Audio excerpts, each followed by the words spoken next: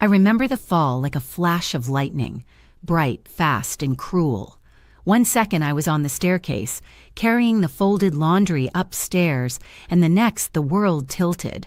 My body slammed against the wooden steps, the air punched out of my lungs, and everything went white. When I opened my eyes, I was lying at the bottom of the stairs, the basket toppled beside me. My right wrist burned, and my hip throbbed like it had its own heartbeat. The house was quiet for a moment. Then I heard her voice. "Oh my God, she fell again!" It was my daughter-in-law, Lisa. That syrupy, dramatic tone she reserved for moments when she wanted to sound innocent. I blinked up at the ceiling, trying to remember how it happened. Did I trip? No. I felt a shove, light but firm enough to send me off balance. My son, David, came rushing in from the living room. His face was pale, his eyes wide with panic. Mom, what happened?" Lisa knelt beside him, hand over her chest. "She must have missed a step, honey. I told you we should have added those rail grips." I tried to speak, but my mouth was dry. My wrist screamed in pain when I tried to move. I didn't fall," I whispered, but my voice came out cracked, weak. "What do you mean, Mom?" David leaned closer. Lisa touched his arm. "She's confused, David. She's in shock." Her words cut deeper than the pain in my bones. Confused. That's what she'd been calling me lately, behind my back, sometimes to my face. Forgetful, frail, confused. The paramedics arrived within minutes. As they lifted me onto the stretcher, Lisa leaned toward one of them and whispered, "She's been having these balance problems lately. I keep telling her to use the railings, but she forgets." Her voice was honeyed concern, perfectly rehearsed. I wanted to scream the truth, that she'd pushed me, but something in her expression made me stay silent. It was the way she smiled at me, a small curve at the corner of her lips that said, "Go ahead, no one will believe you." The hospital was cold, all metal rails and antiseptic air. They said I had a sprained wrist and bruised ribs, but nothing broken. Lucky, they said. I didn't feel lucky. David stayed by my bedside, holding my hand, worry written all over him. Lisa sat in the corner, scrolling on her phone, sighing dramatically every few minutes. When the nurse came in with the discharge papers, Lisa jumped up. "We'll handle everything," she said, taking the clipboard before I could even reach for it. "I'll make sure she rests." "Lisa," I murmured, "I can sign my own papers." "Oh, Mom, don't be stubborn," she said with a laugh, loud enough for everyone to hear. "You've had a long day. Let me help." David smiled faintly. "She's just trying to make things easier, Mom." Easier. That word stung. Because ever since I'd moved in with them after my husband passed, Lisa had been trying to make things easier for me by rearranging my kitchen drawers, managing my mail, even deciding what time I should take my pills. And David, he didn't see it. He saw only the helpful wife, not the controlling, conniving woman behind the smile. That night, they took me home. David carried my bag. Lisa fussed about the stairs. "Maybe you should stay downstairs for a while," she suggested sweetly. "You know, just until you get your strength back. I don't want another accident." I met her eyes. "It wasn't an accident," I said quietly. She froze just for a second. Then her smile returned, tighter this time. "Of course it wasn't, dear. You're just tired." Later, I lay awake on the couch, the soft hum of the refrigerator filling the dark. Every breath hurt, but what hurt more was knowing that my own son believed her version of the story. As I drifted into uneasy sleep, I heard her voice again, soft, muffled, but clear enough. She was in the kitchen, whispering into her phone. "If she looks frail enough, maybe it's time for the nursing home." My blood ran cold. That was the moment I knew. This wasn't an accident. It was a plan, and I was going to find a way to prove it. The days after the fall blurred together. Long, quiet hours that stretched between the couch and the kitchen. My wrist was wrapped in a stiff white brace, and my ribs ached every time I breathed too deep. But pain wasn't what kept me up at night. It was her voice. Lisa's gentle, patronizing tone echoed through the house. "Be careful, Mom. Don't strain yourself." Maybe let me handle that. You've done enough. Every word wrapped in sugar, every glance filled with pity. At first I thought maybe I was imagining it. Maybe I was too sensitive. After all, I'd moved in with them to make things easier for everyone. The house had enough room. I'd sold my own place after my husband passed. Too many memories, too many stares. I gave David a portion of the sale to help with his mortgage. "You'll always have a home here, Mom," he'd said back then. I'd believed him. Now, it didn't feel like my home at all. A week after the fall, Lisa started moving my things. She said it was for convenience. My sewing basket vanished from the living room. My medicine organizer ended up on a different shelf every day. Even my reading glasses would disappear for hours, only to be found later by her with a smile. "Oh, here they are. You must have left them in the laundry again." But I knew I hadn't. I tried telling David once. "Lisa keeps moving my things around," I said carefully over dinner. He frowned, setting down his fork. "Mom, she's just trying to help. You know how the fall scared her." "She's the reason I fell," I said before I could stop myself. His eyes hardened. "Mom, don't say things like that." There it was, the line I wasn't allowed to cross. Lisa reached across the table, placing her hand on his. "It's okay, honey. The doctor said confusion is common after a shock. Let's just stay calm." Confusion, again. That word was becoming her weapon. It wasn't just David she was working on. She started planting little seeds everywhere. When neighbors dropped by, she'd mention how forgetful I'd been lately. "Oh, she left the stove on last week. Thank God I caught it. She forgot the mail outside for 3 days." None of it true, but people nodded sympathetically. The poor old widow. The worst part? She always said it while smiling at me like it was harmless chatter, like she was protecting me. Every lie she told built another layer of doubt around me. I could see it in David's eyes, every time I hesitated to find a word, every time I looked tired. He was starting to believe her story. And that terrified me. One afternoon, I overheard them talking in the kitchen. The tone of their voices was low, conspiratorial. I stayed just out of sight, heart pounding. "She's not herself anymore," Lisa whispered. "I think we should look into assisted living before something worse happens." David sighed. "I just don't know if she'll agree." "She doesn't have to," Lisa said softly. "It's for her own good."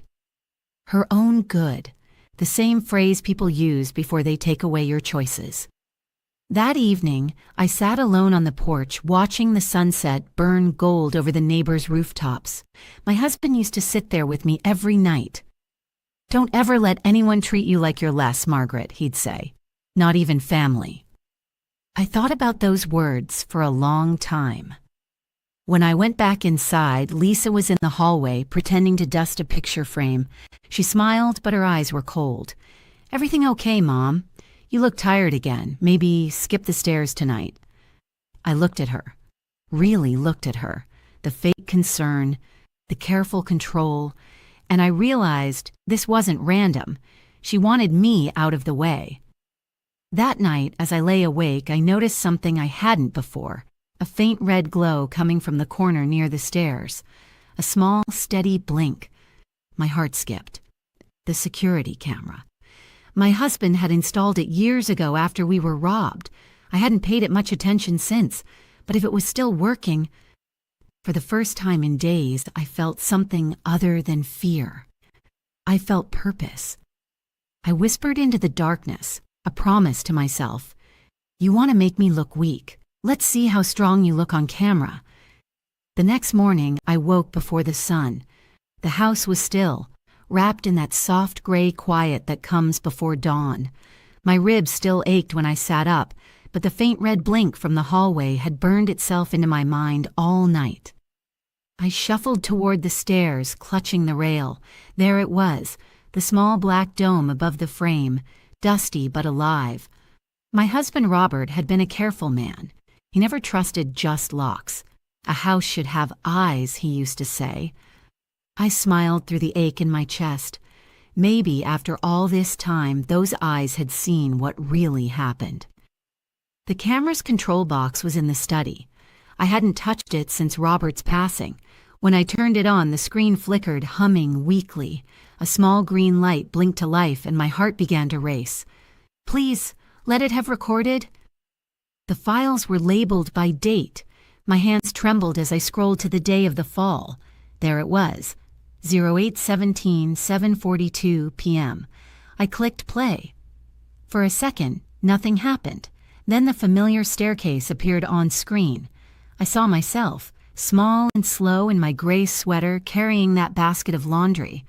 Lisa was behind me, saying something I couldn't hear. I saw her hand reach out, just a gentle touch on my back, then a firm push. I gasped. My body lurched forward on the screen, tumbling down the steps. The laundry basket flew into the air. Lisa stepped back, froze for half a second, then ran down, putting on her act. Oh my God, she fell again! I watched it 3 times, 4. Each time I felt the same cold flood of disbelief.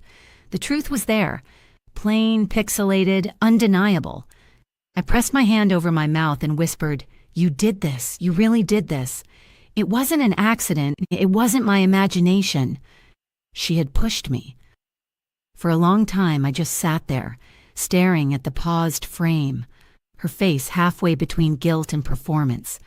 The woman my son trusted, the woman I'd welcomed into my home, had tried to make me look weak, maybe worse.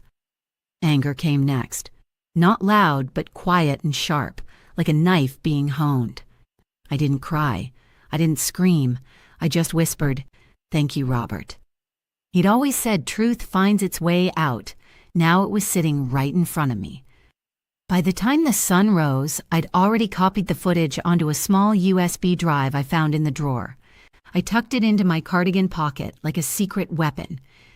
When Lisa came downstairs an hour later, her hair perfectly curled and her tone perfectly sweet, I was already sitting at the kitchen table with my tea. "Good morning, Mom," she said brightly. "How are we feeling today? I hope you rested." I smiled at her for the first time in days. "I did, thank you. Slept like a baby." She blinked, studying me, suspicious of my calm. She was used to me being quiet and hesitant, not this.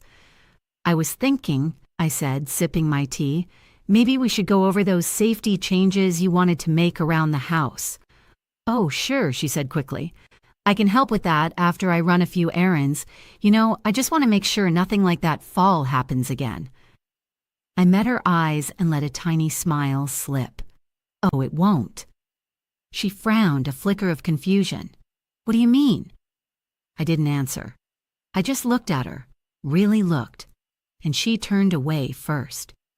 When David came home that evening, I asked him to sit with me after dinner.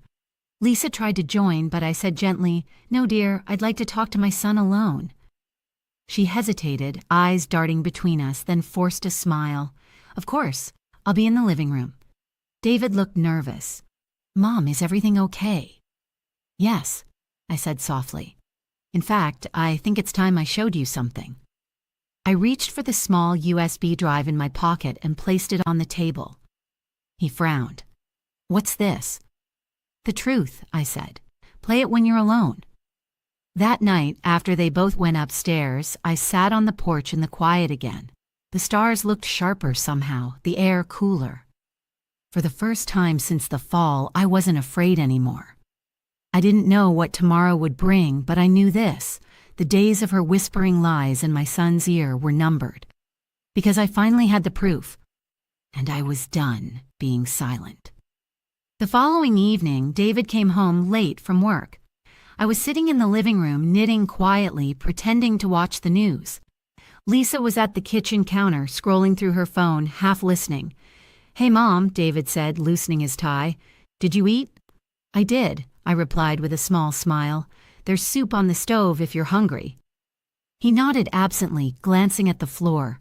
His shoulders looked heavier than usual. Then I saw it. His hand slipped into his pocket, and I knew what he'd found there. The USB drive.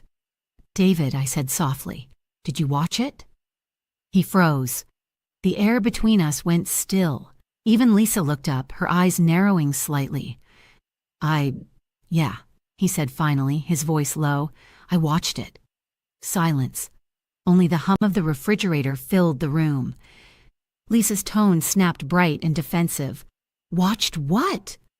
David turned to her slowly. His face had gone pale. You know what? Her phone dropped onto the counter with a clatter. I don't understand. What's going on? I folded my hands over my lap and said evenly, Why don't you tell him, Lisa? Or should I? She blinked rapidly, then laughed. A short, nervous sound. Mom, what are you talking about? You're scaring me. Enough, David said sharply. I saw it. The color drained from her face. He stepped closer, his voice trembling with disbelief. You pushed her. You pushed my mother down the stairs. Lisa's mouth opened and closed like a fish gasping for air. It wasn't like that. She lost her balance. I was trying to... He slammed his hand on the table. Don't lie to me. I saw it, Lisa. I saw you shove her. I sat still, watching it all unfold, not with glee, but with a deep, quiet sorrow, the kind that comes when truth finally claws its way into the light. Lisa's tears came next, predictable and practiced. David, please, you have to believe me. It was an accident, I swear. I didn't mean to... You let everyone think she was senile, David said, his voice breaking. You told the neighbors she was losing it.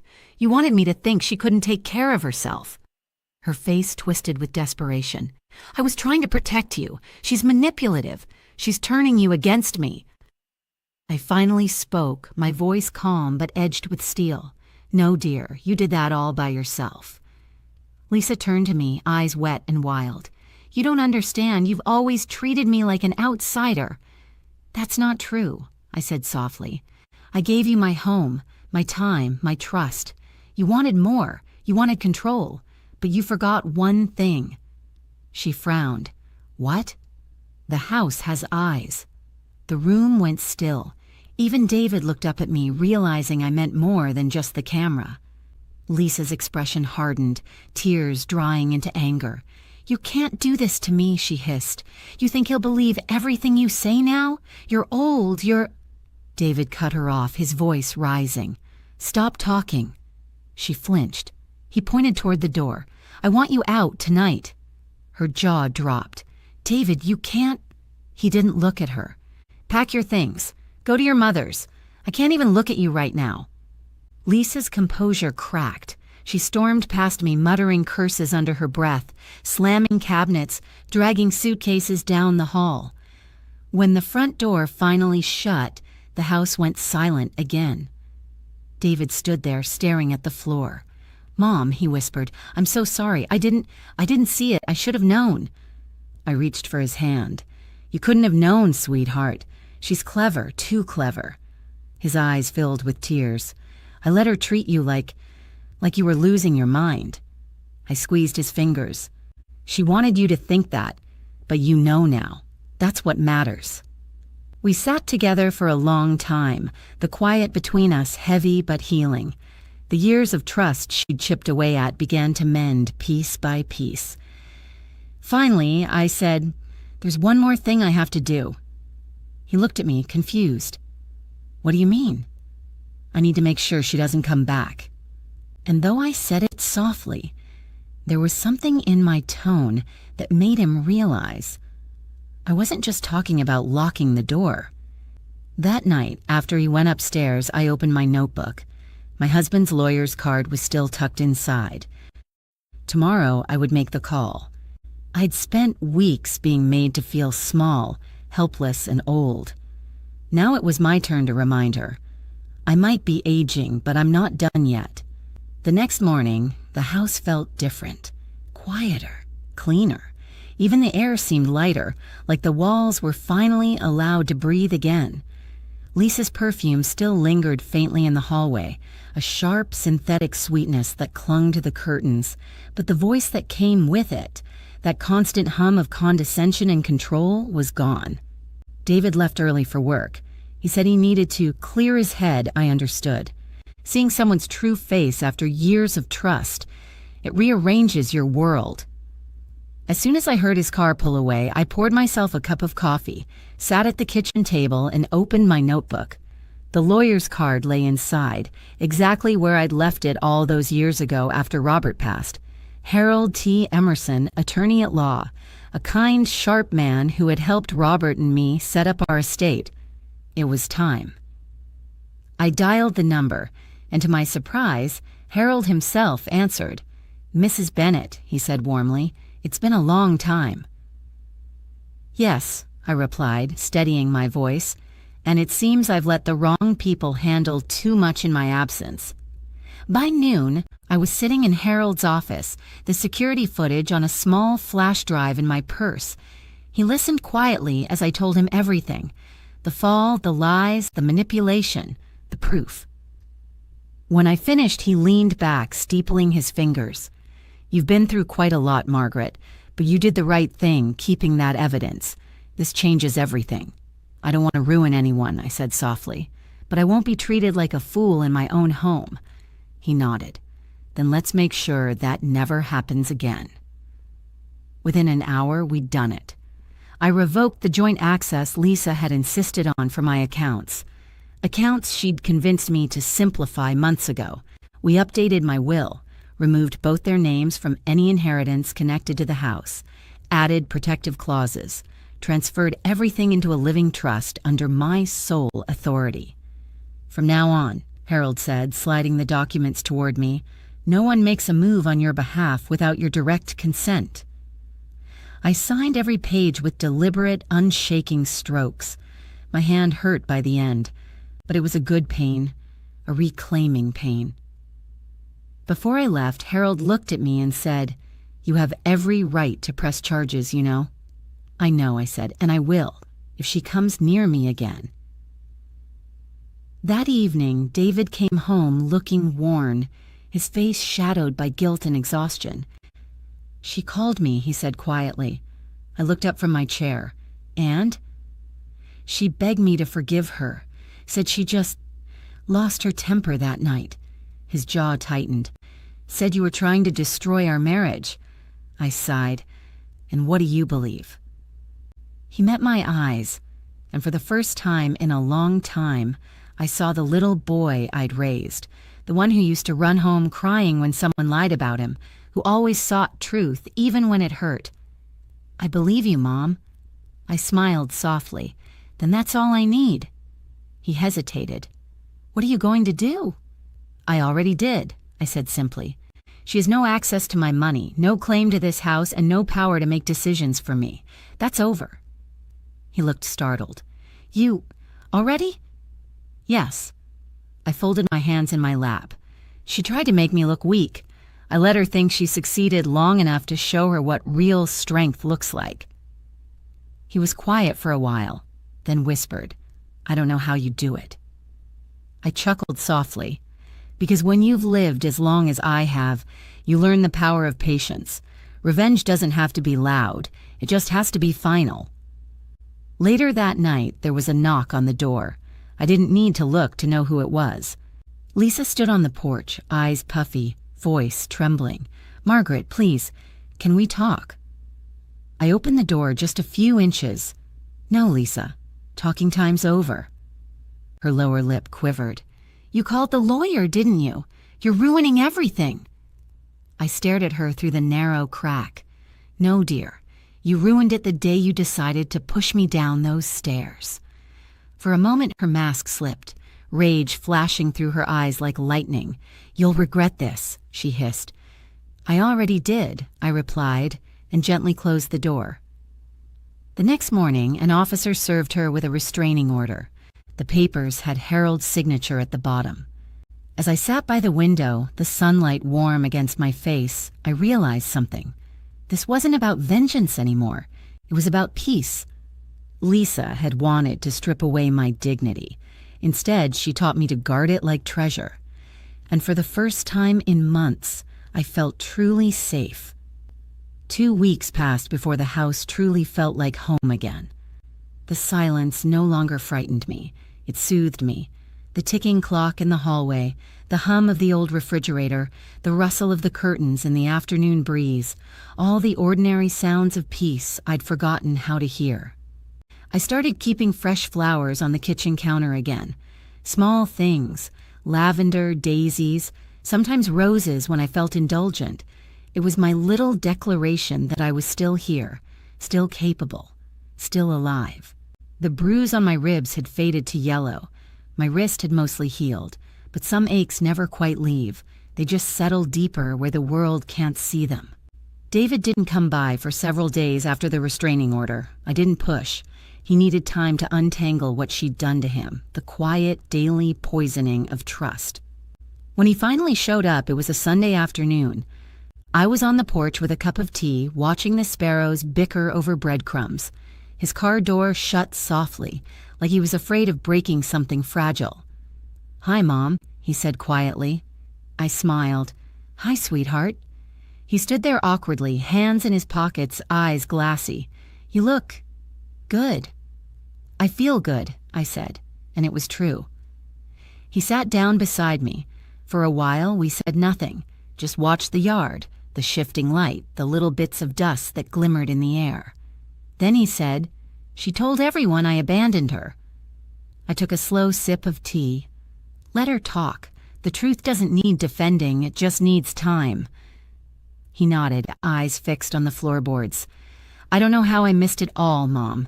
The way she talked to you, the things she said. You wanted to believe the best in her," I said gently. "That's not weakness, it's love." He looked at me, and his face crumpled. "I let her treat you like you were losing your mind. I didn't even—" "David," I interrupted softly, touching his hand. "I forgive you." He swallowed hard, tears gathering in his eyes. "How can you?" "Because I remember the boy who used to bring me dandelions from the yard and tell me they were gold. That boy's still in there. He just got lost for a while." He let out a shaky laugh, wiping his eyes. "I don't deserve you." "Maybe not," I teased, smiling, "but you're stuck with me anyway." After that day, things slowly began to mend. He started coming by more often, fixing things, bringing groceries, sometimes just sitting quietly with me. It wasn't the same as before, but maybe that was for the best. There was a new honesty between us now, a fragile, beautiful truth born out of pain. Lisa tried to contact him once more through his work email. He showed me the message. It was all apologies and excuses, the kind of words that mean nothing when they come from someone who only feels sorry they got caught. I looked at him and said, "You don't owe her anything." He nodded, deleted the email, and that was the end of it. A month later, I stood at the top of those same stairs where it all began. The morning sun poured through the window, lighting the steps like gold. I ran my hand along the rail. Steady, solid, sure. No fear this time, just peace. As I turned to head downstairs, I caught sight of the security camera, still blinking faintly. I smiled at it. "Good job, old friend," I whispered. "You did your part." Then I walked to the living room, poured myself another cup of tea, and opened my journal. I began writing, not just about the fall, but about everything that came after. The betrayal, the silence, the power I found when I stopped doubting myself.